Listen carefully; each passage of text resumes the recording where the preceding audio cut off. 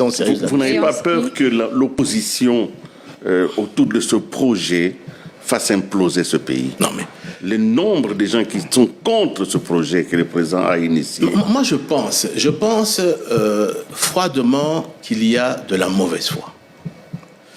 Je pense que certaines personnes, que ce soit au niveau, comme je le disais, des politiciens en costume et des politiciens en robe, lorsque j'entends, je veux dire, les discours, ce sont des discours pour moi qui sont incendiaires et qui sont simplement des discours haineux. Même si on déteste le président, la manière dont certains parlent, certains chefs politiques de certaines confessions religieuses, lorsque vous les entendez parler... Monseigneur Amboko, c'est un... Je ne citerai le nom de personne. J'ai dit des confessions religieuses, et je dis certains responsables politiques de ces confessions religieuses. Les positions qu'ils prennent là-dessus...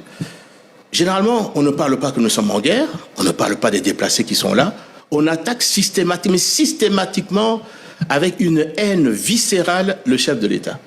Or, ce que nous, on s'attend au niveau de ces confessions religieuses et ces hommes politiques, c'est que sur des questions bien précises, comme là, mais moi je connais un des responsables politiques en costume, mais qui prônait il y a pas 1 an, 2 ans, la révision constitutionnelle. Je le connais très bien. C'est un garçon, je veux dire, avec qui j'ai travaillé. Votre ancien directeur de cabinet. Et qui est brillant. Mais pourquoi soudain? Je veux dire, je ne peux pas m'expliquer que cet homme que je connais bien, qui est brillant, mais peut changer comme ça. Et je crois qu'il y a de la manipulation et on voudrait. Certains voudraient peut-être obtenir ce qu'ils n'ont pas pu obtenir au niveau des élections. Alors je dis, bon, ce n'est pas aujourd'hui l'objet de cette rencontre, mais peut-être, et j'espère qu'on ne va pas me pousser, la prochaine fois que vous m'inviterez, j'accepterai à ce que je vienne et que je commence mon discours par « j'accuse ». Si ces personnes vont trop loin, vous accuserez. Je vais accuser. Et je vais amener des preuves dans cette accusation. On les suit, on les écoute. On voudrait mentir à la jeunesse. On voudrait demander à la jeunesse, quand vous tenez des propos, de ne pas avoir peur. Vous voulez imiter qui? Quelqu'un a dit ça en Pologne. Il faut faire attention avec ce type de discours. Faire très attention.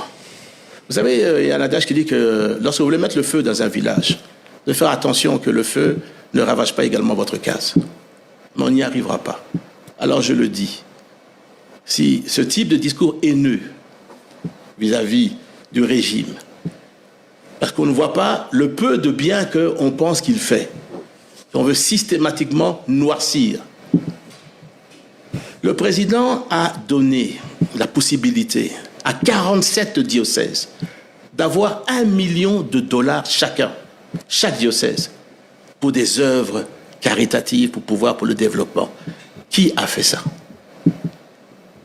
Oui, j'ai suivi le discours puisque j'étais à Isiro lors de la cérémonie pour Anuarit. L'archevêque de Lubumbashi, qui a remercié le président, quand même, pour une fois, là-dessus. Mais c'est systématiquement les discours pour pouvoir soulever la jeunesse, soulever la population. Alors je dis très bien, ce pays appartient à tout le monde. Ce qu'on attend, nous, des hommes d'église, c'est qu'ils rassemblent, qu'ils parlent de paix, d'unité. Nous sommes en guerre, on est attaqué, notre pays est attaqué. Le pays, il y a des déplacés, plus de 2 millions de déplacés internes. Au lieu de pouvoir nous rassembler, devant la personne qui représente l'unité de ce pays, qu'on l'aime ou qu'on ne l'aime pas, mais le pays est attaqué. Non, on verse encore des discours incendiaires à l'intérieur de ce pays. Pourquoi? Quel est l'objectif? Je la connais. Et je vous dis que la prochaine fois, je viendrai, la première chose que je vous dirai, j'accuse. Et je vous dirai pourquoi et comment. Le bilan de l'Union sacrée, ce sera aussi votre bilan. Oui, mais ce sera le bilan de tout le monde. Mais vous assumez le bilan aujourd'hui. Mais oui, mais tu sais, le problème c'est que j'assume et je veux vous dire que tout le monde veut voir et je veux y aller maintenant. Tout le monde veut voir le négatif de ce qui se passe. Le premier mandat du chef de l'État, qui a commencé avec le FCC Cash, et c'est terminé de la manière dont vous connaissez. Et pourquoi lui-même, le chef de l'État, dit ça ne peut plus continuer là-dessus. Mais prenons maintenant dans les réalisations de ce pays. En 5 ans, le budget de l'État est passé de 5 à 16 milliards de dollars. 3 fois. Est-ce que beaucoup de pays peuvent se vanter d'augmenter le budget? Deuxièmement, le chef de l'État a décidé de pouvoir mettre en place la gratuité au niveau primaire. Ce sont des enfants, et ça nous l'avons vu parce que j'ai sillonné pour les élections plus de 33 localités. Et j'ai eu l'occasion de poser la question. Si la gratuité au niveau des frais, au niveau primaire est effective, et c'est effectif. Qui est le président de la République dans ce pays qui a pu mettre ça en place, qui a pu faire bénéficier les enfants de la gratuité au niveau primaire des frais? Là-dessus. La couverture santé universelle. Pas encore appliqué, attention. Ah, si. Moi, en tout cas... Pour l'accouchement. Bon. Non, là, je parle de l'accouchement. Ah, pour l'accouchement. C'est ça, oui, là, vous m'avez stoppé. Je parle de l'accouchement. Okay. Oui, mais quand même. Les mamans aujourd'hui peuvent accoucher là-dessus, gratuitement. À Kinshasa, pas partout non plus. Hein. Je vous dis que j'ai été dans les territoires et j'ai chaque fois posé la question. À Gemena, c'est gratuit? J'ai posé la question, à Gemena, c'est gratuit. Là-dessus. J'ai fait pratiquement tous les territoires du niveau de l'Équateur. J'ai été jusqu'à Mahagi, jusqu'à Bunia. On s'est arrêté du côté de Inongo, au niveau du Maindombe, au niveau de Nyoki que nous avons fait. Nous avons fait Kiri également. Nous avons posé la question systématiquement. Le programme des 145 territoires. Réalisé à 30% selon la première ministre. Très bien.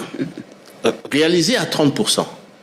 Savez-vous combien d'édifices scolaires, sanitaires ou administratifs ont été construits? 731. 731. Ça veut dire 414 écoles primaires ont été construites. 269 centres de santé et 48 bâtiments administratifs. Qui est le président qui a réalisé ça dans ce pays? Il y a encore beaucoup à faire. Mais il y a encore qui ça? Il y a encore beaucoup à faire. Non, mais madame,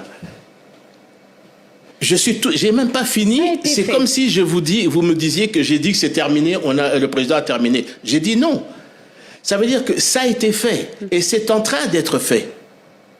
Là, j'ai eu le privilège d'accompagner le président du côté de... oui, mais avant ça, nous étions du côté de Kalemi. On a été visiter un hôpital à 30 km de Kalemi. Et le président a tenu y aller personnellement. Vous savez pourquoi? Je ne sais pas si ça a été bien rendu. Dans cette localité-là, dont le nom maintenant m'échappe, mais on peut retrouver ça. On a vu les images. Les femmes devaient faire 30 km. Et la route, je vous dis, on a fait la route. Elle est terrible, exécrable. La route en terre, là, qu'on a fait. Eh bien, cette même route-là, les femmes devaient faire ça à pied pour aller accoucher à Kalemi. Et souvent, elles accouchaient en plein milieu de la route. Vous aviez un bras cassé, une appendice, vous deviez faire ça. Et vous pouviez même y laisser même votre vie souvent. Aujourd'hui, ces populations, vous pouvez voir dans leurs yeux la reconnaissance qu'elles avaient vis-à-vis du président. De dire qu'ils ont un plateau là, et selon le ministre de la Santé qui était là aussi, qui est encore plus performant, je veux dire, qu'à Kalemi. Et ça, c'est les choses que les gens ne parlent pas. On préfère critiquer et insulter le président, tant par des politiciens en costume qu'en robe. Et je trouve que là, il faut à un moment donné qu'on se dise les vérités. On ne peut pas continuer comme ça à manipuler la population, à mentir à la population. Des choses se font. C'est vrai que c'est un grand pays. C'est vrai que ce n'est pas 414 écoles qui doivent suffire. C'est vrai que ce n'est pas 269 centres de santé. C'est vrai. Mais ça continue à se faire et ça va continuer à se faire. Vous avez parlé d'Europe, tous les signaux ne sont pas en rouge? Au niveau Du Congo, la RDC, pour parler des hommes en robe, est un pays en faillite, n'est pas un pays en Non, faillite? ce n'est pas un pays qui est en faillite. Loin de là. Le travail qu'est en train de faire pour relancer, pour remettre à niveau. Regardez aujourd'hui le travail qui a été fait pour pouvoir, avec les 6 communes, 6 milliards de dollars qui a pu être remis sur au niveau du crédit pour la RDC, principalement pour la construction des infrastructures. 6 milliards de dollars. C'est un travail qui a été fait. L'ancien, je veux dire, régime, bon, je ne sais pas comment ils avaient géré, je veux dire, ce contrat chinois, mais ça a été remis en route. On parle de la révision de constitution, au changement de constitution. Et si, au bout, la crainte des autres s'avérait vraie et que, chemin faisant, la conclusion serait que Félix Tshisekedi pourrait effectuer un 3e mandat, vous diriez oui ou vous diriez non? Mais vous savez, avant que je vous dise ce que je vous ai dit ici, moi je parle avec le président. Et nous parlons de toutes ces questions. Le président a été très clair à Eziro, a été très clair à Lubumbashi, là-dessus. Et le fond de sa pensée, ce que vous avez entendu, c'est vraiment ce qu'il pense.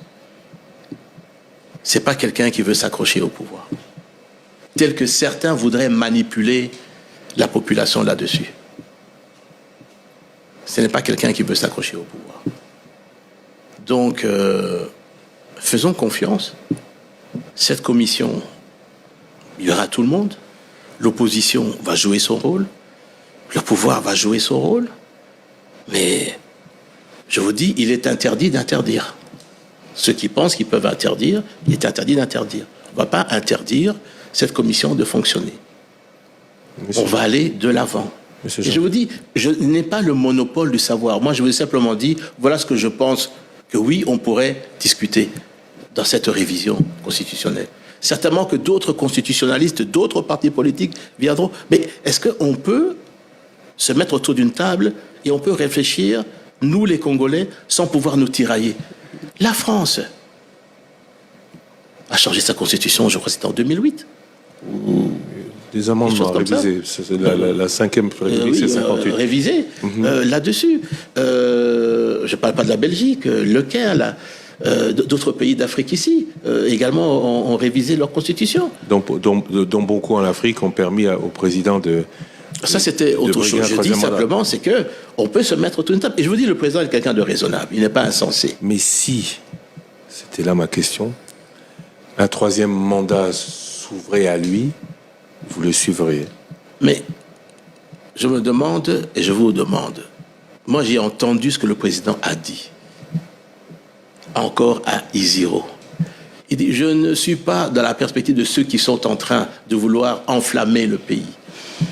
Je n'ai pas demandé un 3e mandat. Il a dit. Il a dit, pas simplement en privé, il a dit en public. Il a dit, mettons en place une commission qui va discuter de ces questions-là. De quoi a-t-on peur?